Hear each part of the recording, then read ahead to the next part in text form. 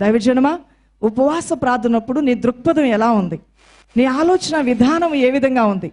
ఉపవాసం తర్వాత కూడా నా స్థితిగతులు ఇలానే ఉంటాయేమో, నేను ఇల్లు కట్టుకోలేనేమో, పెళ్లి చేసుకోలేనేమో, నేను సంపాదించుకోలేనేమో, నా జీవితంలో నా కుటుంబంలో అద్భుతాలు జరగవేమో, నాకు గర్భఫలం రాదేమో అంటే నువ్వు ఉపవాసం ఉంటూ కూడా నీ దృక్పథం ఎలా ఉంది?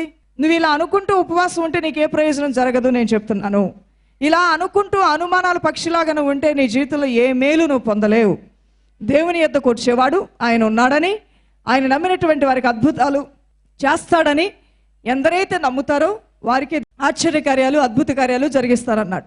ఉపవాసం ఉన్నా నా భర్త మారుతాడో లేదో, ఉపవాసం ఉన్నా నా ఇంట్లో నా ఇల్లు బాగుపడుతుందో లేదో, ఉపవాసంలో నా రోగాలు పోవాలనున్నాను పోతుందో లేదో ప్రశ్నార్థకం నీలో వద్దు, జవాబు మాత్రమే నువ్వు ఆశించు. ప్రార్థన తర్వాత అద్భుతాలు ఆశ్చర్యాలు జరుగుతాయో లేదో అనే మనసుతో కూర్చోవద్దు. దైవజనమా, దేవుడు తప్పక జరిగిస్తాడు. చెప్పండి, తప్పక నా యందు గొప్ప కార్యాలు జరుగుతాయి, తప్పక విడుదల వస్తుంది, తప్పక జాబ్ వస్తుంది, తప్పక గర్భఫలం వస్తుంది, తప్పక నేను ఇల్లు కట్టుకుంటాను, తప్పకుండా ఆయన కృపలతో నన్ను దర్శిస్తాడు, తప్పకుండా జరుగుతాయి. నమ్మిన వాళ్ళు చప్పట్లు కొడుతూ దేవుని మహిమ చెల్లిద్దాం. నీ దృక్పథం ఎలా ఉందో నువ్వు ఆలోచించుకోవాలి. ఉపవాస ప్రార్థనలో ఉన్నప్పుడు ప్రభు ఏమన్నాడు తెలుసా? యెషయా గ్రంథం 58:4 ఇక్కడ ప్రజలు ఉపవాసం ఉంటున్నారంట. కానీ ఎలా ఉంటున్నారో తెలుసా? మీరు కలహపడుచు, వివాదము చేయుచు, అన్యాయముగా గుద్దులాడుచు ఉపవాసం ఉండరు. మీ కంఠత్వాన్ని పరమున వినబడినట్లుగా మీరిప్పుడు ఉపవాసము ఉండరు. దేవుడు అంటున్నాడు, ఉపవాస ప్రార్థనప్పుడు అంట నీ కంఠస్వరం ఎక్కడికి వినబడాలి? చుట్టూ ఉన్నోళ్ళకి కాదు. అందుకనే మీరు డబ్బా కొట్టుకోవద్దు, ఉపవాసం ఉన్నారని యేసుప్రభు వారు చెప్పారు. ఆయన వాక్యంలో మనం చూస్తే మీరు ఉపవాసం ఉన్నారని 10 మందికి చెప్పుకుంటూ తిరిగితే అప్పుడే మీ ఫలాన్ని మీరు పొందారు. మీరు ఉపవాసం ఉన్నట్లుగా రహస్యమందు మీ పరలోకపు తండ్రి కనబడినట్లుగా మీ భక్తిని ఆచరించండి అన్నాడు. మేము చూసామా, మేము అందరం ఉపవాసం ఉంటున్నాం, మేము ఎంత భక్తులమో అని అంటున్నారంట. కానీ వాళ్ళ కంఠస్వరం పరలోకంలోని దేవునికి వినపడాలనే ఒక సమర్పణతో వీళ్ళ ఉపవాసాలు లేరంట. వీళ్ళు ఏం చేస్తున్నారు? 58 యెషయా గ్రంథం 4 మీరు కలహపడుచు, వివాదములు చేయుచు, అన్యాయముగా గుద్దులాడుచు ఉపవాసం ముందరు. మీ కంఠధ్వని పరమున వినబడినట్లుగా మీరెప్పుడు కూడా ఉపవాసము ఉండట్లేదే అని పరిశుద్ధాత్మ దేవుడు అడుగుతున్నాడు. దీనిలో దేవుని యొక్క హృదయవాంఛ ఏంటో మనకు అర్థమవుతుంది. ఉపవాసం ఉన్నప్పుడు మన కంఠస్వరం ఎవరికి వినపడాలంట? ఉపవాసం ఉన్నప్పుడు మన కంఠస్వరాలు వినటానికి రెడీగా కూర్చొని ఉంటాడంట దేవుడు. ఉపవాస ప్రార్థనలో మీ కంఠస్వరాలు నాకు వినబడినట్లుగా మీరు మొరపెట్టకుండా ఒకళ్ళ కంఠస్వరాలు ఒకరికి వినపడేటట్లు కొట్టుకుంటున్నారు, తిట్టుకుంటున్నారు, పోట్లాడుకుంటున్నారు, సినిమాలు చూస్తున్నారు, మళ్ళీ ఉపవాసం అంటారు. నోరు మూయండి అంటాడు దేవుడు. చేయాల్సిన పాడు పనులన్నీ చేసేసి మళ్ళీ ఉపవాసం అంటారు, నోరు మూయండి అంటాడంట. యెషయా గ్రంథం 58:4 ప్రజలు ఇలాంటి వ్యర్థమైన ఉపవాస ప్రార్థనలు చేసి వాళ్ళు ఎంతో నష్టాన్ని దేవుని యొద్ద నుంచి గద్దింపునే పొందారు. కానీ మరికొంతమంది దేవుని దృష్టికి అంగీకారయోగ్యమైన ఉపవాస ప్రార్థన చేశారు.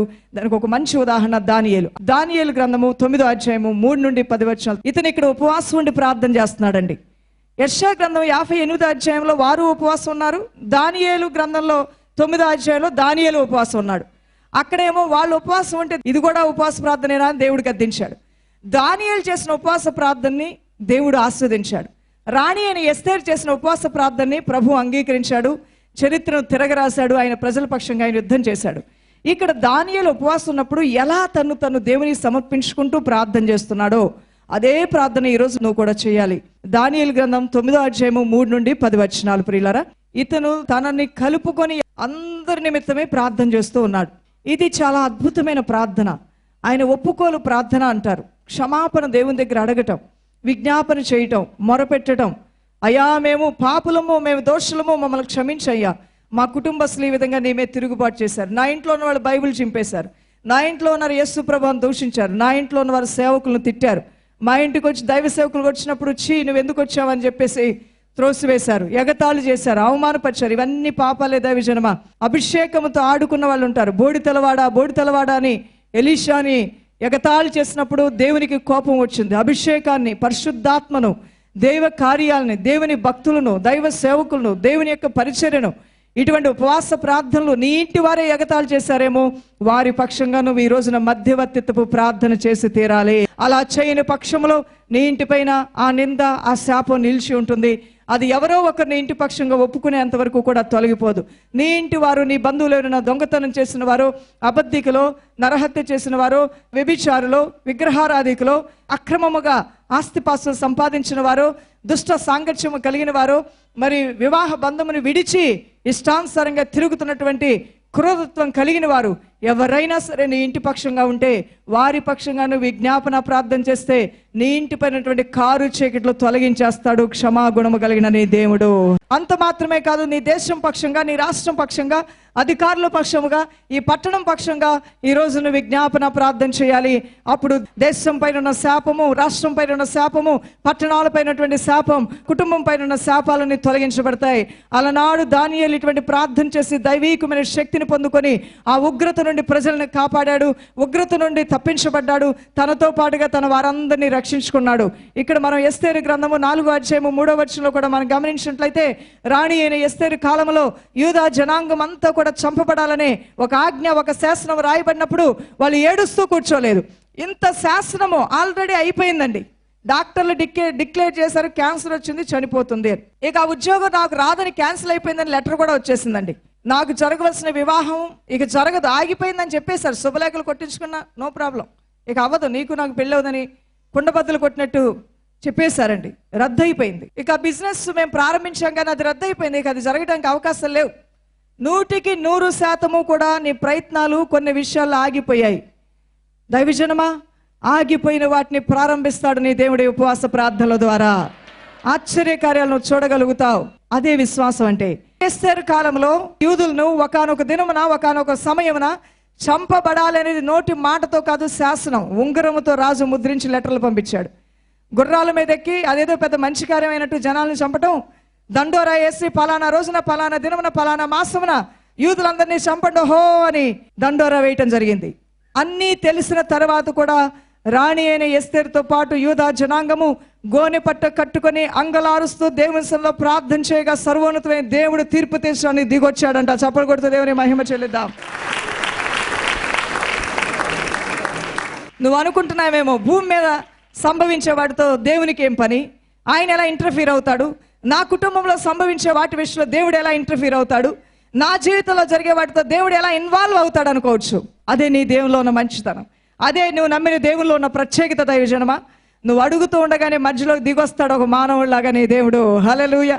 నీ పక్షంగా వ్యాజ్యమాడటానికి, నీ పక్షంగా న్యాయం చేయడానికి, నీ కన్నీరు తొడవటానికి, నీ బాధలు తీసివేయటానికి, నిన్ను పడిన స్థితి నుంచి లేవనెత్తడానికి, నిన్ను ఉద్ధరించడానికి, నీ మూయబడిన గర్భం తెరవటానికి, నీ నిందను, నీ అవమానాన్ని తీసివేయటానికి ఆయన చూచే దేవుడిగా దిగొస్తాడు. హాగార్ని అరణ్యంలో చూసిన దేవుడు, లేయాని యాకోబు చేత అసహించబడి చిన్న చూపు చూడబడుతున్నప్పుడు ఆమెను చూచినటువంటి దేవుడు ఈరోజు నిన్ను కూడా చూస్తూ ఉన్నాడు. దైవజనమా, ఎక్కడ అవమానపరచబడుతున్నావో, ఎక్కడ చులకన చేయబడుతున్నావో, ఎక్కడ త్రోసివేయబడుతున్నావో, ఎక్కడ నీకు ఇవ్వాల్సిన ఘనత, నీ అర్హత నీకు లేకుండా త్రోసివేయబడ్డదో, ఎక్కడ నువ్వు పొందవలసినటువంటి ఆ మేలు నువ్వు పొందలేకపోతున్నావో, అవన్నీ కూడా దేవుని సన్నిధిలోకి నువ్వు తీసుకురా. ఈ రోజున ఆనాడు దానియేలు ఉపవాసం ఉండి ప్రార్థనా విజ్ఞాపనలతో ఏ విధంగా మొరపెట్టాడో అదే మొర నువ్వు ఈ రోజున పెట్టబోతున్నావు.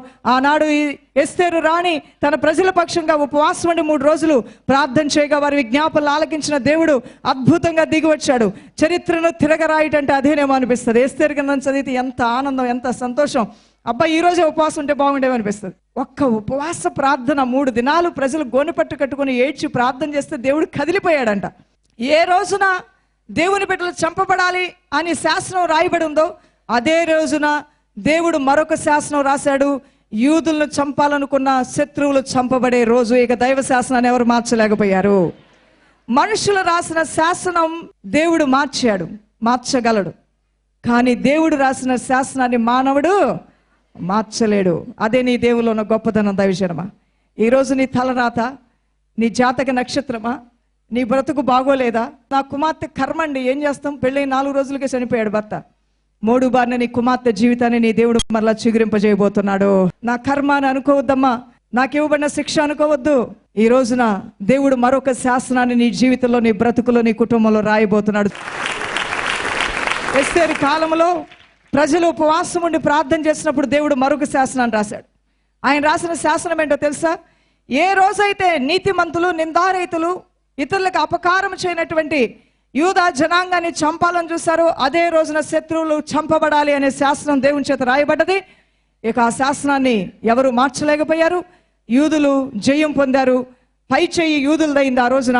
ఈ వాక్యాలు మనం గమనిస్తే 4వ అధ్యాయం ఎస్తేరు గ్రంథం 3వ వచనంలో మనం చూసినట్లయితే, రాజు యొక్క ఆజ్ఞయు శాసనమును ఏ సంస్థానమునకు వచ్చును అక్కడనున్న యూదులు ఉపవాసం ఉండి మహా దుఃఖములోను ఏడుపులోను రోదనములోను మునిగిన వారైరి. అనేకులు గోనెను బూడిదను వేసుకొని పడి ఉండిరి.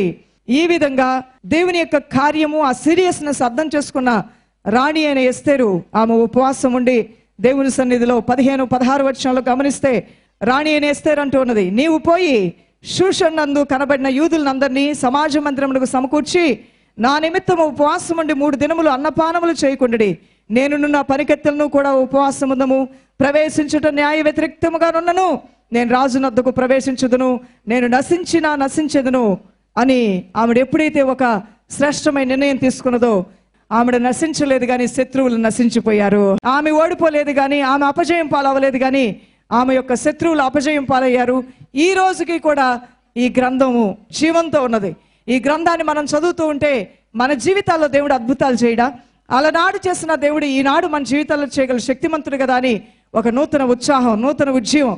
అవును దేవుని బిడ్డలారా, ఈ ఉపవాస ప్రార్థనలో నీ జీవితంలో దేవుడిచ్చే సాక్ష్యం నీ తరాలు గుర్తుండే విధంగా దేవుడు చేయబోతున్నాడు.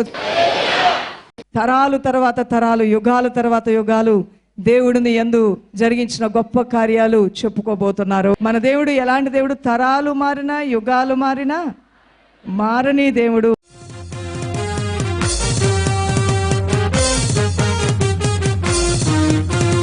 తరతరాలలో యుగ యుగాలలో జగ జగాలలో దేవుడు దేవుడు యేసే దేవుడు, మన దేవుడు దేవుడు యేసే దేవుడు.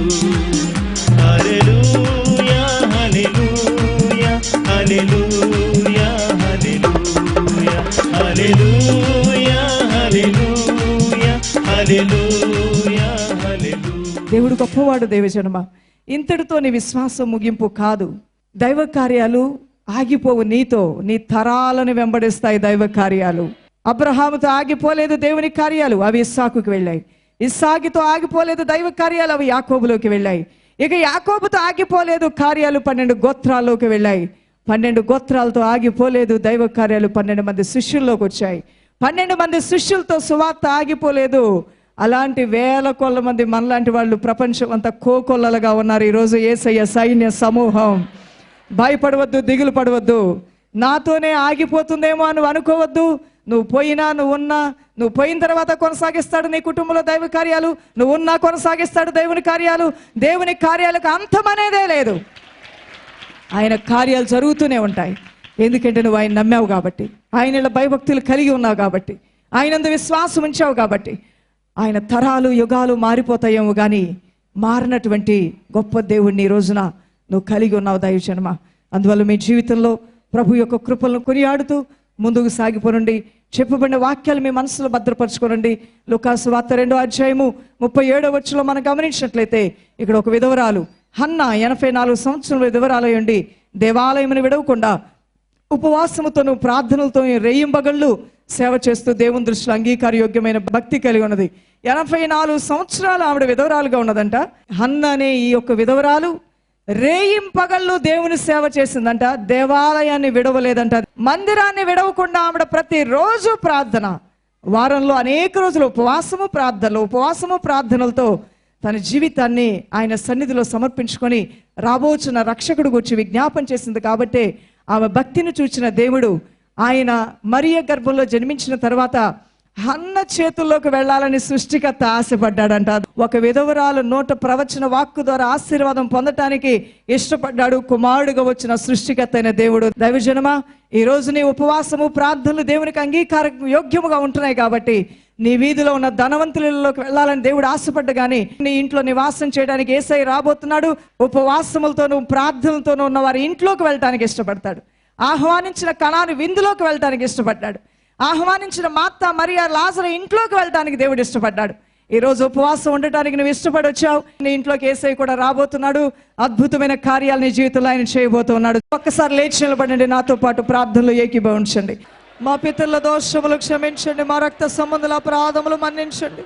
కేవలం నీకు విరోధముగానే దైవత్వాన్ని గ్రహించలేక, నిన్ను మహిమపరచలేక, వాతవేయబడిన మనస్సాక్షి కలిగి చేసిన పాపములు మరలా చేయుట అన్నిటినీ నా ప్రజల్లోంచి తీసివేయండి నాయన. క్షమించండి ప్రభు, మన్నించండి అయ్యా. చెమును కోరుచున్న దేవుడు, అంతరంగంలో యథార్థతను కోరుచున్న దేవుడు అయ్యా. నీకు ఆయాసకరమైనది ఏదున్నా, నీ రాకుల్లో ఎత్తబట్టడానికి ఆటంకంగా ఉన్నవి ఏమున్నా, నీ దీవెనలు పొందుకోవడానికి అడ్డుగా ఏమున్నా తీసివేయమని అడుగుతాను ప్రభువా. ఆనాడు నీ భక్తుడైన దానియేలు ప్రార్థించాడు, తనతో పాటుగా తన ప్రజలందరి కొరకు విజ్ఞాపన చేశాడయ్యా. కేవలం నీ వాక్యానికి విరోధంగా, నీ ఉపదేశమునికి విరోధముగా అయా ప్రవక్తలు, యాజకులను, సేవకులను పంపించిన ఓ ఇశ్రాయేలు ప్రజలు విననొల్లని ప్రజల వలె ఉండటం వల్లనే మేము సిగ్గు అవమానం పొంది ఉన్నాం, మమ్మల్ని క్షమించండి ప్రభువా అని ఆనాడు దానియేలు ప్రార్థించాడు. అవును ప్రభువా, ఈరోజు నీ మాట వినకపోవటం వలన, తల్లిదండ్రుల మాటలు వినకపోవటం వలన, పెద్దల మాటలు వినకపోవటం వలన, ధిక్కార స్వరంతో ఉండటం వల్లనే అనేక మంది జీవితాల్లో సిగ్గు అవమానం కలిగిందేమో.